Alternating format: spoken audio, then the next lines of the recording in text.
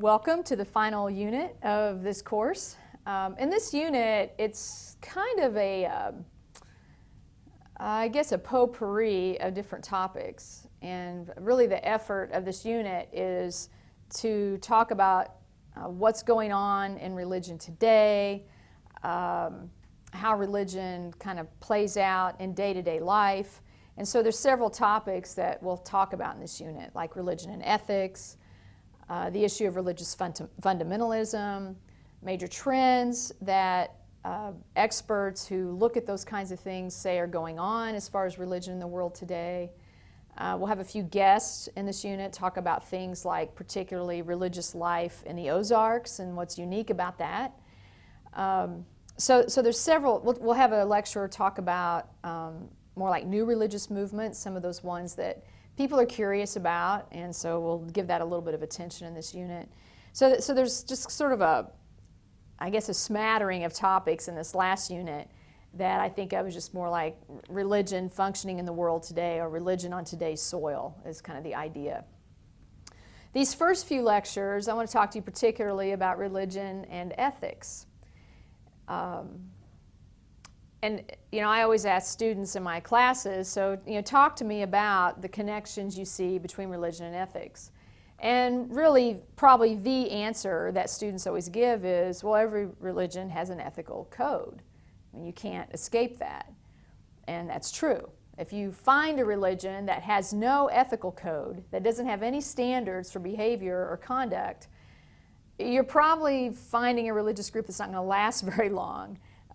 All the religions, all the enduring religions, present ethical codes, some more stringent than others, some more elaborate than others, but certainly ethical codes are a vital part of every religious system. The other thing, though, that I try to lead students through thinking about is how ethics fits in with the definition of religion that we talked about back in the first unit of this course. That religion is human transformation in response to perceived ultimacy. And so if you think about that idea of human transformation is the idea of change. And change is something that happens as a result of choices that we make. And so we change the way we make decisions, we change priorities, we change the way we treat people. And that transformation that people make in response to what they perceive as ultimate, what they perceive as worthy of transforming in response to, is really about ethics. Making choices about my conduct, about my behavior, and even about the motivation of those. So one way that in response to that type of definition of religion that I also think about ethics is that in many ways ethics is the way, or is one's ultimate concern lived out. That whatever is important to me, I tend to make choices in line with that. I mean, if you want to figure out what's really most important to me in life, watch the choices I make and ask me why I make them. And over time, you'll probably see a thread. And that thread is probably an indication of what's most important to me in life. And does family seem to come in often as the justification for what I do or what I don't do? Well, family may be what I perceive as ultimate. Is a religious system or religious teaching what I talk about as why I do what I do? Well, that thread is probably an indication that that's what's ultimate to me. Is money and some sort of gaining of accomplishment in money. Is that what I seem to use as a guide in making decisions in life? Well, then that's what I perceive as ultimate is affecting the decisions that I make. And so our ethics, our choices, are really what we perceive as ultimate and our living out of that, our response to that, or our transformation in response to what we perceive as ultimate. So in this first section, I just want to talk more broadly about ethics, some definitions for ethics, a few approaches to ethical decision making, and then in the next session, we'll talk more about ethical motivations. The word ethics comes from a Greek word, ethos, and what ethos refers to is not so much the specific things that we do, but rather it refers to one's disposition or one's character. And so if you talked about my ethos, as far as the Greek sense of the word, you would be talking about what's my general disposition? What's my general character in life? That's my ethos. Now, if you think about that, my disposition or my character has come about because of the choices that I've made. I mean, at any moment in my life, what people think of me or you and how people perceive me or you as far as our character or disposition is as a result of the choices that we've made up to this point. To quote the wise Forrest Gump, he said, "Stupid is as stupid does." And so if people think I'm stupid, I've probably done stupid things. I've probably made stupid choices that lead people to that conclusion about me. If people think I'm trustworthy and reliable, then that's because I've probably made choices that reflect trustworthiness and reliability. And so my disposition, my character, my ethos is a result of the choices that I've made. Sometimes in conversation with people, someone will say, "I wish people didn't think I was so self-centered." Well, the answer is to make choices that are not so self-centeredly motivated. But people at any moment perceive us in a way that we've reflected by the choices we've made. Our ethos is as a result of the choices we've made. So in thinking about what ethics means, this word that we've derived from the word ethos, one definition is that it's the explicit reflection of moral beliefs and practices. It's the explicit reflection of moral beliefs and practices. And let me go ahead and bring up another definition because I want to talk about these two in conjunction to one another. Another definition that you find for ethics is that it's the study of standards of conduct and moral judgment. It's the study of standards of conduct and moral judgment. I think what's interesting about those two definitions is that what they point to is really two aspects of ethics. The first one talks about moral beliefs, and the second definition talks about moral judgment, more internal things. That part of ethics is what we believe, part of ethics is judgments that we make. But then they each also bring up another point. That first definition talks about practice or moral practice. And that second definition talks about standards of conduct. Practice and conduct, outward things that we do. And so ethics doesn't just involve what we do, but it involves why we do what we do. It's our beliefs and it's our judgments, the why we do what we do, but it's also then our practice and our conduct, what we in fact do. So ethics involves both an internal component, our motivations, our intentions, and it involves an external component, what we actually do. Now, you could put several people in the same situation and they might all do the same thing.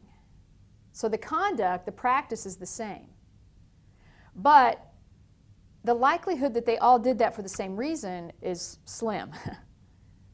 And that begins to shape a different ethical approach for each person as far as why they did what they did. At the time of the taping of this course, we are in the process of electing a president. And we've just recently had some primaries. Well, basically, Democrats split 50-50, voting for Barack Obama and Hillary Clinton. The standards of conduct were just two. Well, some went ahead and voted for Edwards at this point, even though he's out of the race. But most voted for those two. The conduct, the practice was the same. But if you ask everybody why they did what they did, you would not get the same answers on why people voted for Obama or why the people voted for Clinton.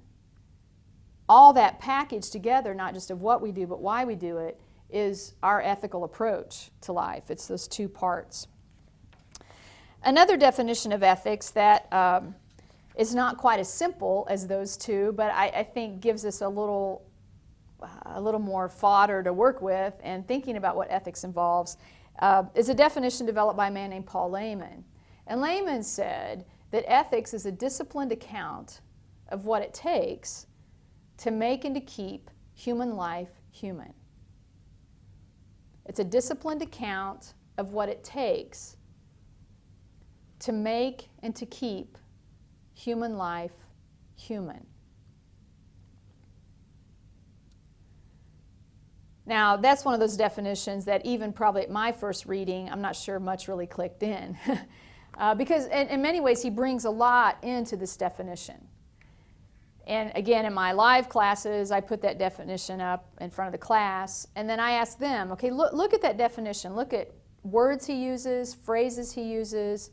What all would Lehman say is involved in our ethics or in our ethical decision making? And so they'll point out things like disciplined. And the idea, and so we'll talk about, so what does that imply? What does that intimate? And so they'll talk about, well, that it's a choice, that when we're disciplined in something, we try to be consistent in it, that when we're disciplined in something, it's something that we've learned. I mean, that's the meaning of the word discipline, is to teach. And so it's something that we learn, it's something we try to be consistent in, it's about some sort of a practice. But then we talk about a disciplined account. And the idea that an account gives the idea that we're responsible. I mean, if I have to give an account for something, then I'm responsible for something. And so maybe he's intimating that ethics involves responsibility. Then we talk about that phrase, what it takes. And usually students talk about, well, how we develop as ethical people is about effort. It takes something. And then we talk about that phrase, to make and to keep human life human. That according to Lehman, that's the goal of any decision. What do I do in this situation that makes and keeps human life human? Or what do I do in this situation that is the most humane thing?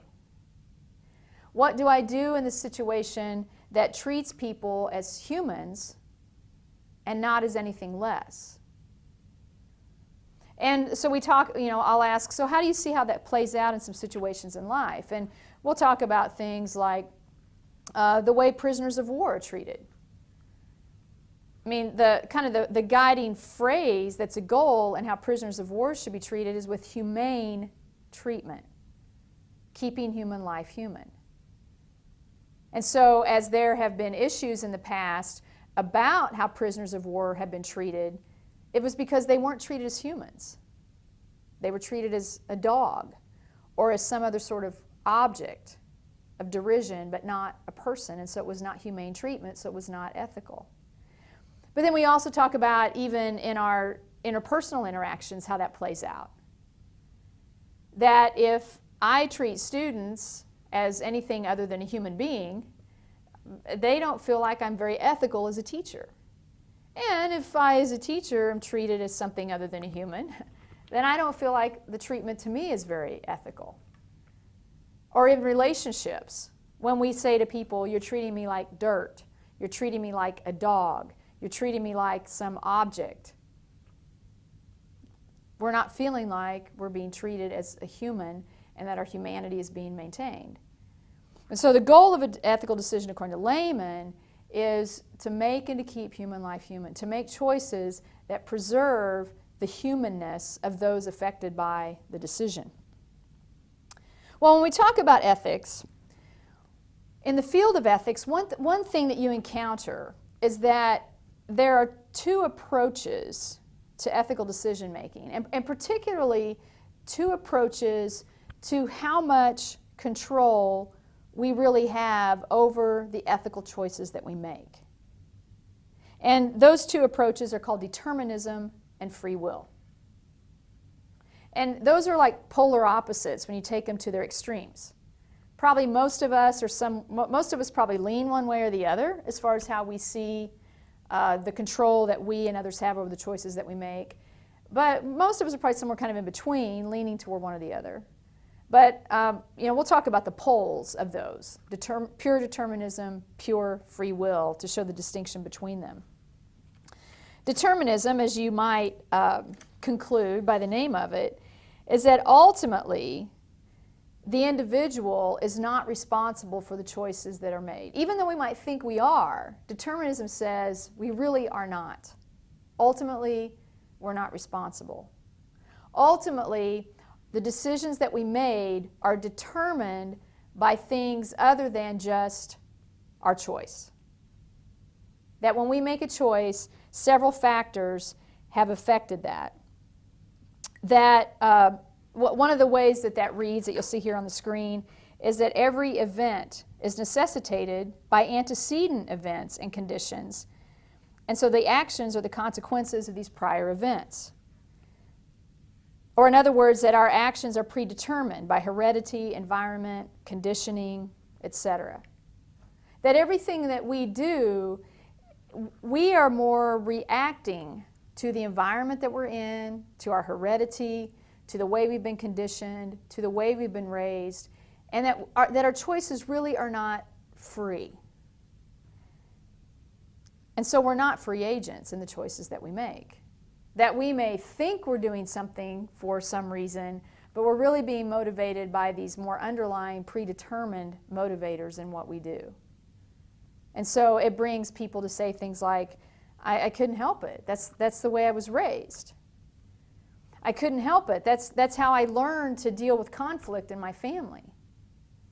And we see in courts of law all the time where people's personal responsibility is subjugated to other factors that caused them to do what they did, besides just that they picked up a gun and shot it.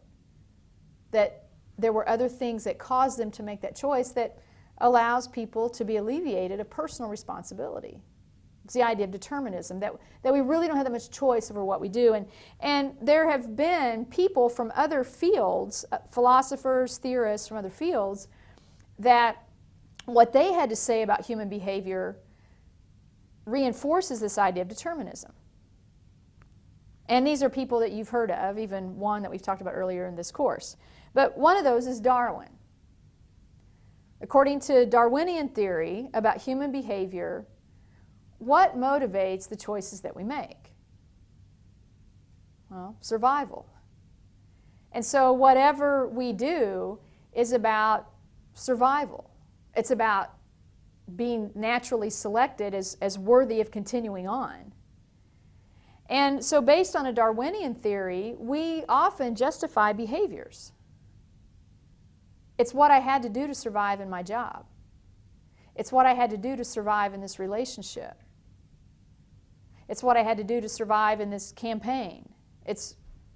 And so we justify behaviors, not because we just go, I just chose to do this because it's what I wanted to do, but rather, I did this because survival motivated me to do this.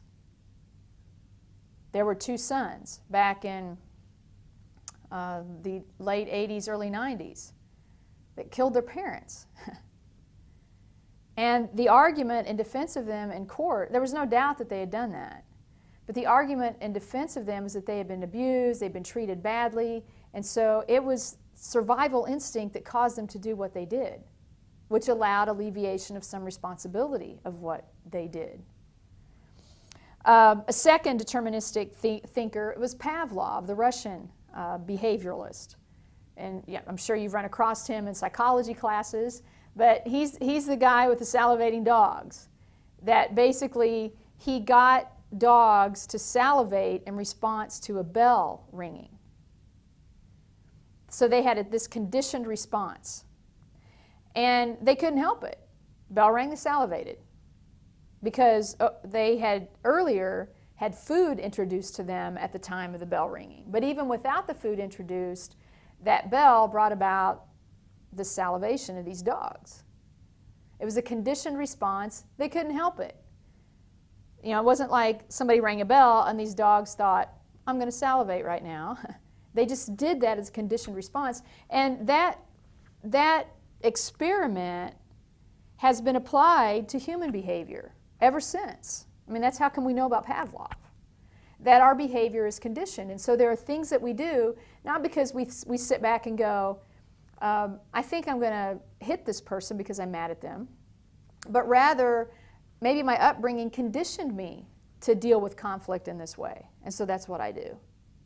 That what we do, we are conditioned to do. We don't necessarily choose to do it, even though we might think we do. A third thinker that contributed to this idea of determinism was Freud. Much of Freudian theory about human behavior is deterministically oriented. Of course, one of the underlying ideas of Freud's theory is what's called the Oedipal complex. And the idea that every young boy desires his mother and so feels in competition with his dad, basically. And it's not like most little boys and young men think through the fact that they are living out this Oedipal complex. But Freud and other Freudian psychoanalytic thinkers since then over and over illustrate ways that men in some way maybe marry women that are like their mother, or they're antagonistic toward men that are like their father, and that's rooted in this Oedipal complex that they don't even realize is motivating them. There was a scene in the sitcom of the late 90s, early 21st century of Everybody Loves Raymond. And there was one episode of that where, if you're familiar with that sitcom or you watch the reruns, you know, Raymond and his mother, they're kind of tight. I mean, there's definitely some enabling that goes on between the two there. And it really, this one whole episode revolved around the idea that it was the Oedipal complex that had caused Raymond to marry the woman he did because he saw her as a lot like his mother. Well, it's not like he went out and thought, I'm going to marry someone like my mom. But that's the deterministic idea, is that we think we're making free choices, but the reality is we're not. Heredity, conditioning, environment, all these things contribute to us making the choices that we do in ways that we don't even realize. And so we really are not free agents in the choices that we make. We might think we're exercising free will, but determinism says we're really not. Other things cause us to do what we do, not just free will. On the other end of that pole is this idea, though, of free will. And free will says we are free agents. We are fully responsible for the choices that we make. Certainly, we have been affected by our conditioning, by our heredity, by our environment, but ultimately, we choose and we are responsible for those choices. Robert Kane, in The Significance of Free Will, said, "Free will is the power of agents, people, to be the ultimate creators and sustainers of their own ends and purposes." That we are the creators and sustainers of what happens to us, the way our lives go. Determinism would not say that. Determinism would say, well, yeah, they did kill somebody, but there's a lot of reasons why that happened, and they should be relieved of some of the responsibility for what they did. Free will would say, no. We ultimately create and sustain, create and maintain the direction of our lives by the choices that we make, and we're responsible for that. Carl Genet and George Farrell are two people that wrote extensively about this idea of free will. A few things that Carl Genet said in his book called On Action was that free will is that there are two or more alternatives open to me at a given moment. And whichever I do is ultimately up to me. Whichever I do, I'm ultimately responsible for. I can't blame it on my mom. I can't blame it on my dad. I can't blame it on the environment I was in or the people I was hanging out with. I have these two or more choices, and whatever I do is ultimately up to me. That Carl Genet says in relation to free will, that nothing stands in the way of my ability to choose. I can't blame anything else for what I do except my free choice. George Farrell wrote a book called The Ethics of Decision. And he says, he's kind of sets up this process about how free will works in our lives. He says, first one thing he says is that we make hundreds of decisions daily. I mean, at this point, I don't know if it's late or early in the day when you're watching this, but you've probably made several decisions at this point. Even if you just gotten out of bed and crawled to your computer to watch this, to start your day off on a wonderful note or something, you've made several choices already. Some having greater impact than others, but life is a series of hundreds of decisions daily. So life is a series of unavoidable decisions. To quit making decisions is to quit living. I don't know if in your family or in the network of people you know, if you've been around an older person.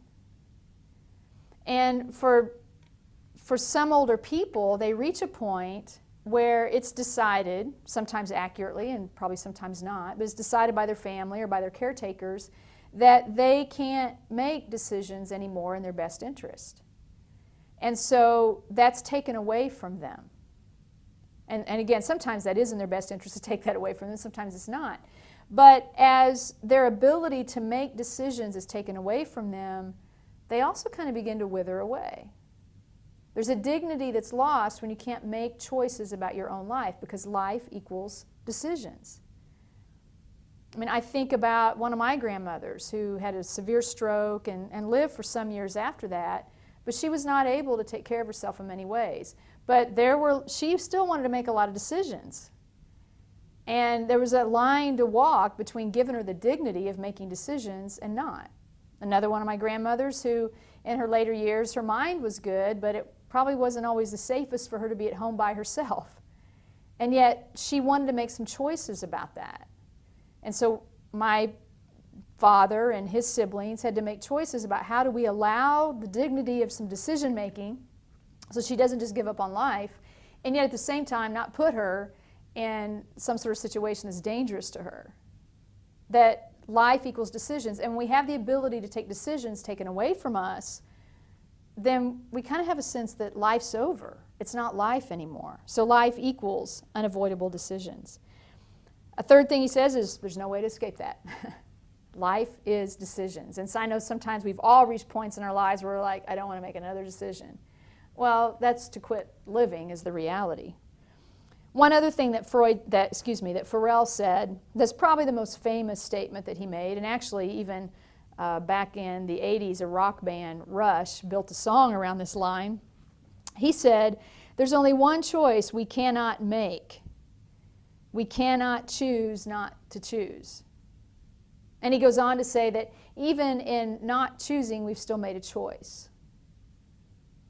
The example I use with students is you've got to go to a 9:30 class. And so your alarm goes off at 9 o'clock. And so you hit the snooze and you go, I don't know whether I want to go to class today or not. And 9:09 or 9:11, hit the snooze again. I can't make up my mind whether to go to class or not. I can't choose. 9:22, you hit the snooze again. 9:45, if you're still laying in bed and the class is at 9:30, even if you've been laying there the whole time saying, I don't want to choose, I don't know what to do, you've made a choice.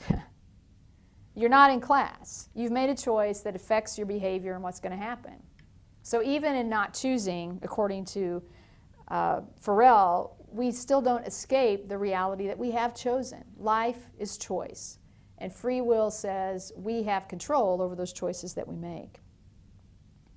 So there's two kind of polar ends of that.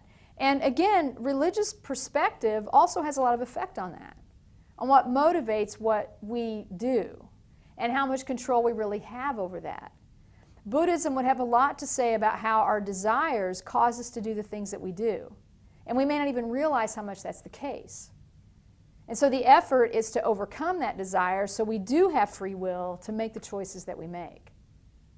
Religions like the monotheistic religions strongly emphasize personal responsibility in the choices that we make, taking a much more free will perspective.